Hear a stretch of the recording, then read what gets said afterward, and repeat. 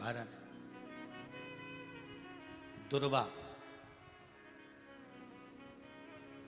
भगवान विष्णु को चढ़े, दुर्वा गणेश जी को चढ़े, दुर्वा शिव जी को चढ़े, दुर्वा ब्रह्मा को चढ़े, दुर्वा इंद्र को चढ़े, दुर्वा पितरों को चढ़े। कितना सुंदर कहा है।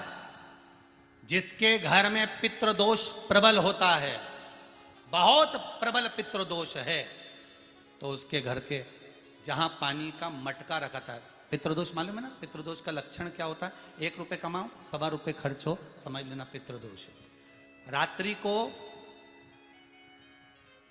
सो गए तुम, बड़े नींद आ गई तुमको, बहुत प्रेम से सो गए, सोने के 1.5 घंटे या 2 घंटे बाद तुम्हारी नींद खुल जाए और कम से कम आधे घंटे तक तुमको भूख लग रही हो, समझ लेना पितृदोष है। सोकर उठने के बाद में जैसे ही 1-2 घंटे की नींद हो गई और अचानक नींद खुल गई और तुम्हें भूख लग रही है, भूख लग रही है, प्यास लग रही है बहुत तेज, अभी सोए हो, 1.5 घंटा ही हुआ, 2 घंटा ही हुआ, भूख लगने लगी, बहुत तेज भूख लग रही है, समझ लेना पितृदोष है। पितृ भूखे हैं, भोजन की याचना कर रहे हैं, भोजन की याचना। सोने के बाद तत्काल नींद खुले 2 घंटे के बाद भूख लगे, उसका भी एक समय बताया है महाराज ब्रह्मवर्ता पुराण के अंतर्गत कि रात्रि को सोने के बाद में 1 घंटे की नींद हो जाए और उसके बाद में 2 घंटे के अंदर वापिस नींद खुल जाए और भूख लगने लगे तो समझ लो पितृ भूखे हैं, भोजन मांग रहे हैं, अन्न मांग रहे हैं, पितृदोष है।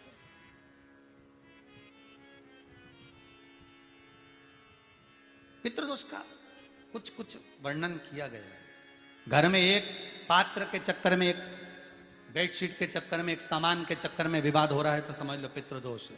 1 रुपया कमाया, 1.25 खर्च हो रहा है, पितृदोष है। घर में एक बीमार, दूसरा फिर बीमार हो गया, तीसरा फिर बीमार हो गया, एक ठीक हुआ, एक बीमार हुआ, पितृदोष है। पितृदोष का भाव तो उसके लिए करना क्या है? शिव महापुराण की कथा कहती है सुंदर, गणेश जी का चरित्र वर्णन करता है स्कंद पुराण कहती है, विष्णु पुराण कहती है कि दुर्वा 21 दुर्वा की गांठ बनाकर, 7 गांठ 21 दुर्वा की बनाकर जो अपने पितरों का मटका, मटका मतलब परिंडा, हंडा, जो भी पानी का भरते हो, उसके नजदीक में मात्र 1 कटोरी में चावल रखकर उसमें अगर दुर्वा रख देता है तो मात्र 5 या 7 दिन में पितृदोष समाप्त होना प्रारंभ हो जाता है। उसके घर में लक्ष्मी की वृद्धि होने लगती है, सुख शांति अपने आप आने लगती है, उसका क्लेश समाप्त हो जाता है। दुर्वा में वो गुण है जो पितृ भी उसका भाग अमृत तत्व प्राप्त करना चाहता, अमृत देना चाहता। और सरल भाषा में समझिए, जिसकी फैक्ट्री नहीं चल रही हो, फैक्ट्री में बार बार कुछ तकलीफ आ रही हो, गाड़ियां नहीं चल रही हो, 4 व्हीलर गाड़ियां ले रखी हैं, कभी ट्रक गड़बड़ हो रहा है, कभी ट्रक में ये हो रहा है, कभी गाड़ी में ये हो रहा है, कभी बस में ये हो रहा है। बस एक काम करना है, दुर्वा का थोड़ा सा भाग लेकर पानी के लोटे में उसको डालकर 5 अक्षत के दाने उसको पटक कर उस गाड़ी के अंदर उस कलश को रख दो, बस आधे घंटे के लिए, और उस पानी को चक्के के चारों तरफ डालते डालते जाइए दुर्वा के साथ में, तकलीफ नहीं देगा। फैक्ट्री का भी यही प्रमाण है। दुर्वा में वो अमृत तत्व छुपा है जिसका सुख आनंद दे जाता है, आनंद। शिव पुराण कह रही है महाराज, दुर्वा का एक नाम और है, उसका नाम है अमृत जन्मा। क्या नाम है? अमृत जन्मा। दुर्वा का एक नाम और है। मारवाड़ी लोग इसको ध्रुवी बोलते हैं, ध्रुव बोलते हैं। दुर्वा का वो सुख, शंकर भगवान गौ माता दूध की धार लगाती है, इसलिए दुर्वा का दूध से बड़ा मिलन है, बड़ा आनंद है, बड़ा सुख है। कोई भी ग्रह अनुकूल नहीं है, सब बेकार चल रहे हो, सब प्रतिकूल चल रहे हो, दूध के पात्र में दुर्वा डाल लो, पीपल के वृक्ष के नीचे चढ़ा कर आओ, राहु केतु शुक्र शनि जो भी गड़बड़ है सब सुधरना चालू हो जाता है। दुर्वा का वो सुख। जिस नदी में स्नान करो, तीर्थ में जाकर, उस नदी के पास में कोई बगीचा लगा हो, वहां की दुर्वा को तोड़कर स्नान करते समय नदी में मात्र विसर्जन कर देने पर पितरों को पिंड पहुंच जाता है।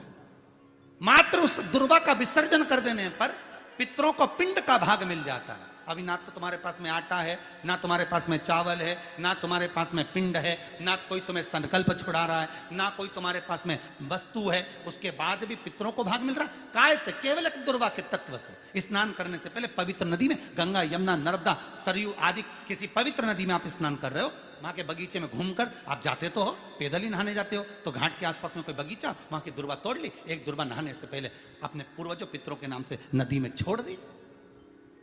फूल तो छोड़ते ही हो, दिया भी छोड़ते हो, बस एक ही चीज नहीं छोड़ते, वो दुर्वा, और वो ही काम की, वही काम की। तुम कुछ छोड़ो ना छोड़ो, एक दुर्वा का भाग छोड़ दिया, वो पितरों के लिए सुख प्रदान करने वाला। शिव पुराण कह रही है महाराज, भगवान एक बार शंकर भगवान आनंद से विराजमान, उसी समय पर जब गौ माता निकल गई, उसके बाद में विष निकला, विष शंकर भगवान को दिया, शिव जी ने विष पिया, नीलकंठधारी कहलाए। पार्वती जी ने बार बार मना करा, भोलेनाथ विष मत पियो, क्योंकि इन देवताओं ने आपसे नहीं पूछा मंथन। जब घर के बड़ों से, घर के बुजुर्गों से, घर के बयों से, माता पिता से, सतगुरु से, गुरुजन से कोई काम अगर पूछकर नहीं किया जाता तो उस काम में अड़चन बहुत आती है। और आई, मंथन करने में कितनी अड़चन आई, कभी देवता रूठ जाए, कभी राक्षस रूठ जाए, कभी मालूम पड़े गौ माता निकल गई, कभी मालूम पड़े कुछ निकल गया, कहीं औषधियां निकल रही, कहीं रतन निकल रहे, कहीं विष निकल रहा, पर अमृत नहीं निकल रहा। बड़े परेशान हो गए। उसका कारण तो पूछा तो शंकर भगवान से नहीं पूछा गया। अगर देव अधिदेव महादेव के कानों में बात डाल देते तो शंकर जी कर देते। शंकर तो सरल सहज, उनके कानों में बस बात जाना चाहिए, वो तो तुरंत आ जाता, तुरंत वो तो सामने।